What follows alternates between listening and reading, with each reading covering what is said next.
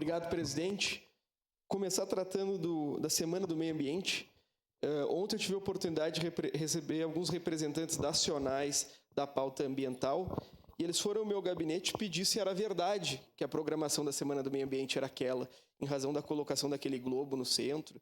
E, obviamente, eu separo aquilo que é feito com culpa e aquilo que é feito com dolo, né? Muitas vezes falta o entendimento do secretário do Meio Ambiente de qual é realmente a pauta ambiental, que ela não pode ser exclusivamente direcionada à quinta série, como a gente conversava anteriormente, mas ela tem que ser direcionada à alteração de cultura em toda a cidade, com oportunidade de destinação de lixo. Eu fui na inauguração do Ecoponto, que é efetivamente uma política interessante, defendida por todos aqui. Quando eu entrei na SEMA, a primeira servidora que me procurou me falou: olha, Cláudio, estão inaugurando o Ecoponto, mas a gente não sabe ainda quem vai descarregar os caminhões do Ecoponto.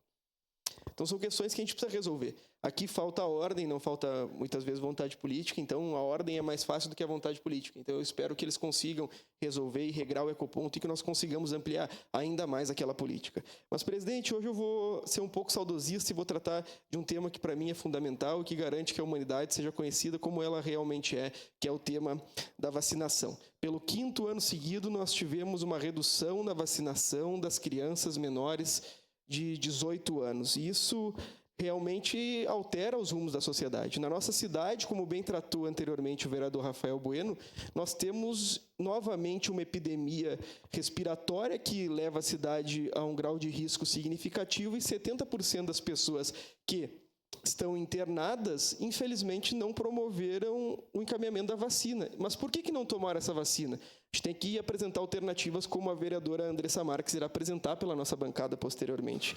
Mas eu queria tratar de tempo que a vacinação não era uma questão de política, ela era uma questão de bem comum. Do tempo que a vacinação era promovida pelo Lula ao lado do José Serra, então governador de São Paulo, e que também anteriormente havia sido candidato contra o próprio Lula à presidência da República. Queria tratar de quando o Brasil era exemplo no combate à poliomielite, combate ao sarampo, combate à rubéola e combate à varíola. E hoje, presidente, o que nós somos nacionalmente? Relativos à saúde, num cenário global, nós somos um país que 700 mil pessoas morreram de Covid e que acabou com uma cultura vacinal para menores de idade.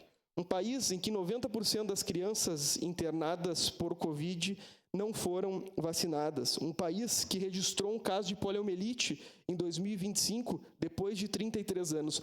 Um país que ampliou os seus casos de sarampo em 11 vezes, em razão da baixa adesão da cobertura vacinal.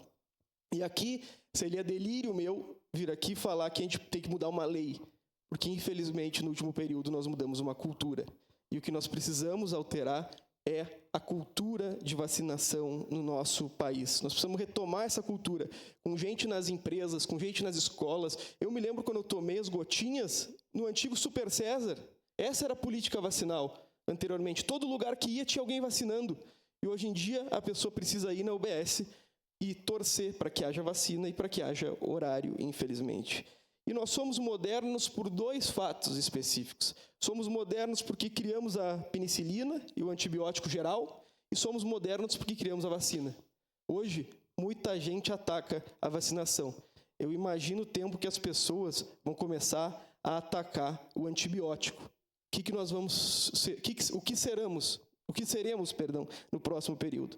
Presidente, nesse momento eu digo sim à vacina, digo sim à vacinação e peço ao prefeito Odiló e ao secretário de Saúde que adotem providências imediatas para que nós consigamos retomar uma cultura de vacinação em nosso município. Muito obrigado, presidente.